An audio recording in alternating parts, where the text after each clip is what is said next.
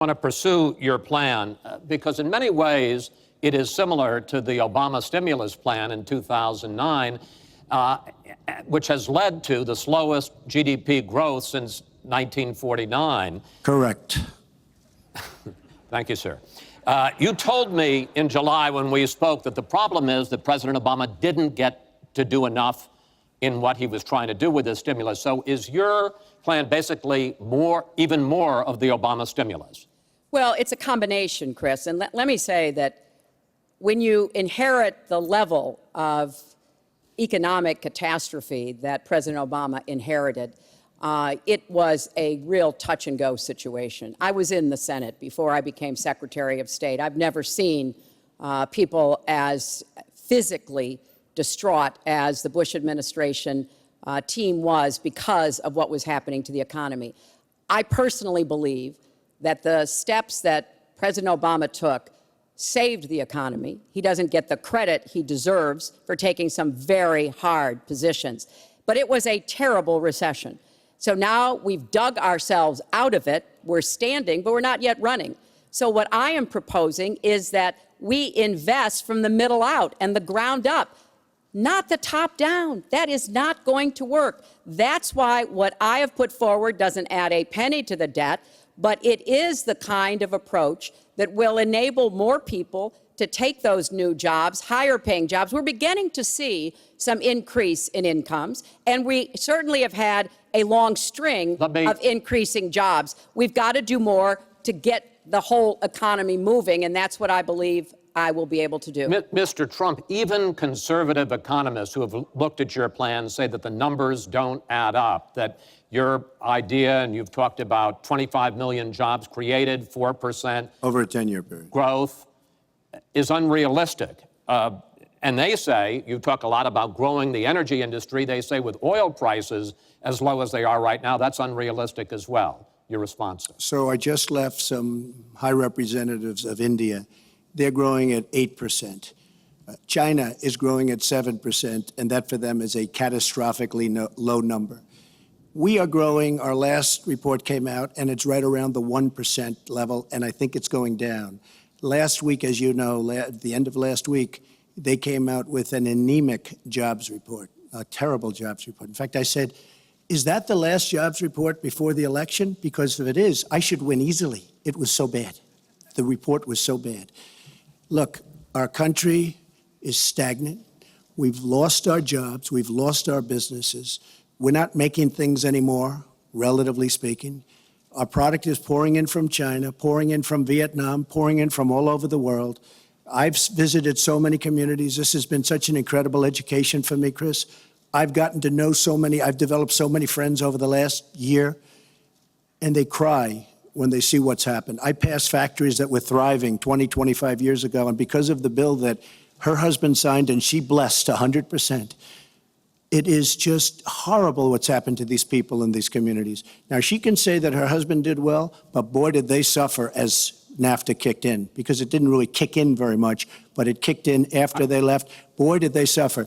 That was one of the worst things that's ever been signed by our country. Now she wants to sign Trans-Pacific Partnership, and she wants it. She lied when she said she didn't call it the gold standard in one of the debates. She totally lied. She did call it the gold standard, and they actually fact-checked, and they said I was right. I was so honored. I want to give you a chance to briefly speak to that, and then I want to pivot to 1/6 of the economy, which is Obamacare. But go ahead, briefly. First, let me say, number one, when I saw the final agreement for TPP, I said I was against it. It didn't meet my tests. I've had the same tests. Does it create jobs, raise incomes, and further our national security? I'm against it now. I'll be against it after the election. I'll be against it when I'm president.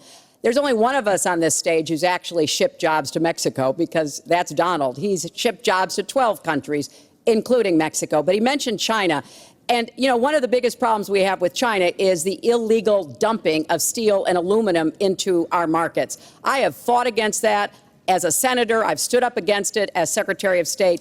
Donald has bought Chinese steel and aluminum. In fact, the Trump hotel right here in Las Vegas was made with Chinese steel. So he goes around with crocodile tears about how terrible it is, but he has given jobs to Chinese steel workers, not American steel workers. Mr. Trump? That's the kind of approach that is just not going to work. We're going to pull the country together. We're going to have trade agreements that we enforce. That's why I'm going to have a trade prosecutor for the first time in history.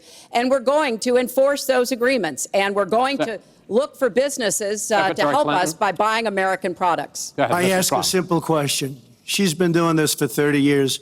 Why the hell didn't you do it over the last 15, 20 years? You were very much involved. Excuse me. My turn. You were very much involved in every aspect of this country. Very much. And you do have experience. I'd say the one thing you have over me is experience, but it's bad experience because what you've done has turned out badly. For 30 years, you've been in a position to help. And if you say that I use steel or I use something else, I make it impossible for me to do that. I wouldn't mind. The problem is you talk, but you don't get anything done, Hillary. You don't. Just like when you ran the State Department, $6 billion was missing. How do you miss $6 billion? You ran the State Department.